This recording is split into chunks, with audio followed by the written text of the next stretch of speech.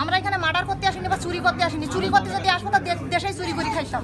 কাজের জন্য আসছে, কাজ করি খাচ্ছি। এখন আপনাদের যা কিছু করণীয় তাই করেন।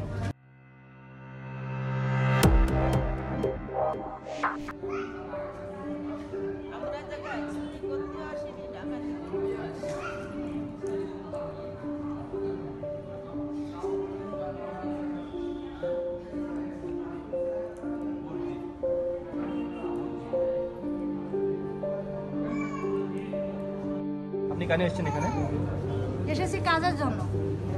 বাংলাদেশে কাজ নেই? বাংলাদেশে কাজ আছে, বাংলাদেশে যাদের টাকা আছে তাদের কাজ আছে।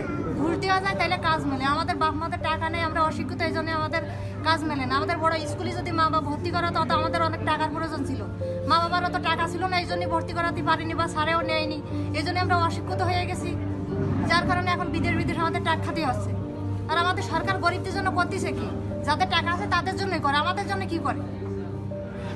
আমাদের ভোটে তো আমাদের দেশের সরকার হয়, আমরা নির্বাচিত করি। আমাদের সরকার নির্বাচিত করি না, কিন্তু আমাদের সরকার তাকায় কাদের দিকে?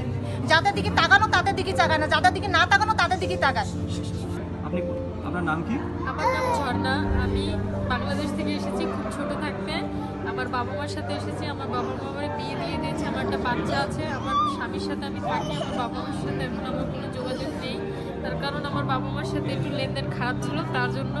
পর এখন আমার বর আমার কাজে চলে গেছে, তার কোনো খোঁজ খবরও নেই। আমি এখন কোথায় যাবো তার কোনো কিছু বলতে পারি না। আমার সাথে কেউ নেই। আমার ছোট বাচ্চাটা নিয়ে দেয়, এরা আমার ছেড়ে দেয়নি, তারপর আমার নিয়ে চলে এসেছে। কটার সময় আসলো বাড়িতে?